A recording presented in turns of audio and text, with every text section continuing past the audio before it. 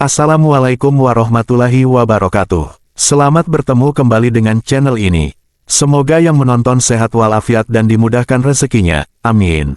Hari ini saya akan berbagi suatu amalan, yang pastinya nanti akan sangat berguna untuk kita semua. Namun sebelum saya sharing, ada baiknya saya ceritakan satu pengalaman yang pernah dialami beberapa waktu lalu. Pengalaman inilah yang mendasari saya mendawamkan amalan tersebut. Kita kadang tidak tahu apakah ada orang tidak suka atau benci kepada kita, karena menurut kita tak ada hal salah yang dilakukan.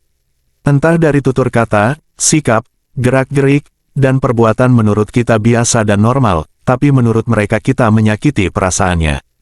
Hal itu membuat mereka marah, dan menyimpan dendam. Lalu orang tersebut main belakang, atau dengan kata lain dia menyantet atau meneluh kita untuk melampiaskan dendamnya. Kemudian ada kalanya kita datang ke tempat yang asing bersama teman-teman, kita main di kebun, sawah, atau pinggir hutan. Kita merasa biasa saja melihat pemandangan indah. Duduk di sana-sini atau buang air kecil di balik pohon.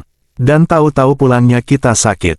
Singkatnya saya sakit, tapi tak tahu penyebabnya. Seluruh tubuh terasa lemas dan seperti tak berdaya. Untuk beraktivitas sehari-hari, rasanya lelah luar biasa. Padahal tidak banyak beban kerja.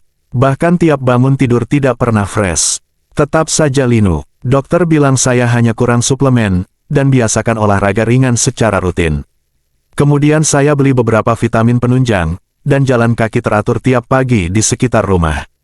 Namun hasilnya nihil. Gak ada kemajuan. Kondisinya tetap saja begitu. Sama sekali tidak berubah. Sampai satu ketika ada teman yang berkunjung dan bilang, saya diguna-gunai orang. Saya setengah percaya dan hanya tertawa, karena saya termasuk orang yang tak terlalu percaya pada hal-hal seperti itu. Lalu saya bilang, kalau kamu bisa, coba obati saya. Dia kemudian berusaha, tapi akhirnya menyerah. Menurutnya makhluk halus yang ada di tubuh saya banyak sekali dan kuat. Dia berjanji akan bawa gurunya ke sini. Singkat ceritanya 2 hari kemudian dia datang bersama gurunya. Setelah mengeluarkan banyak keringat untuk mengobati, dia pun menyerah. Tubuhnya nyaris menabrak dinding di belakang. Iseng-iseng saya tanya, memang siapa yang mengerjai saya, dan apa salah saya? Dia bilang tidak ada yang mengerjai, tapi makhluk-makhluk itu terusik dengan kehadiran saya, jawab guru teman saya.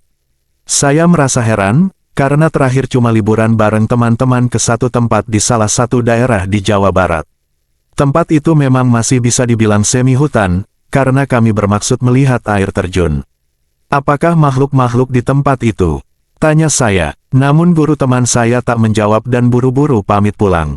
Saya merenung, kalau benar ceritanya seperti itu, maka satu-satunya kesalahan yang dilakukan adalah kencing di balik pohon. Namun beberapa teman pun ada yang melakukannya dan mereka baik-baik saja. Lo lagi apes aja kali, kata teman saya itu. Karena tak ada yang bisa dilakukan lagi, sebab untuk pergi ke orang pintar atau dukun pun saya tidak mau. Karena dilarang menurut agama, maka yang bisa dilakukan adalah berdoa. Siang malam, pagi sore saya terus berdoa. Ibadah sunnah pun tak luput saya kerjakan, untuk minta kesembuhan dari Yang Maha Kuasa. Akhirnya doa saya pun didengar. Tanpa sengaja saya melihat suatu amalan tertentu di salah satu sosmed. Saya tertegun dan hati saya berdebar-debar. Pertanda apa ini? Apakah amalan ini adalah wasilah dari Allah? Di situ tertulis bahwa amalan itu hanya untuk kesehatan badan, tapi entah kenapa saya merasa sepertinya bisa digunakan untuk hal lain. Karena mudah dan gak ribet, saya gampang mengamalkan. Saya pun mulai menjalankannya, dan apa kalian tahu apa yang terjadi? Tidak sampai 2 hari, tepatnya menjelang pukul 3 dini hari, tubuh saya berkeringat banyak, dan secara tak sengaja saya melihat siluet wajah-wajah asing yang samar-samar keluar dari tubuh saya dengan muka kesal. Pagi harinya saya merasa tubuh lebih bugar. Dan hari berikutnya tubuh saya normal kembali. Alhamdulillah, saya sujud syukur, sebab hampir 2 tahun saya derita penyakit itu. Amalan itu kita sebut dengan Bismillah 7. Bismillahi fi ruhi, Bismillahi fi jismi, Bismillahi fi dami, Bismillahi fi lahmi, Bismillahi fi asbi, Bismillahi fi jildi, Bismillahi fi asmi. Baiknya kita baca usai sholat fardu, setelah zikir-zikir utama dibaca. Kalau kita tambah dengan sholat hajat dan tahajud lebih bagus lagi. Yang harus diperhatikan adalah, amalan itu hanya perantara, sedang yang menyembuhkan adalah tetap Allah Subhanahu wa Ta'ala. Akhirul kalam, saya ucapkan terima kasih karena sudah menonton video ini sampai akhir. Semoga kita semua sehat dan selalu dalam lindungan Allah Subhanahu wa Ta'ala. Amin.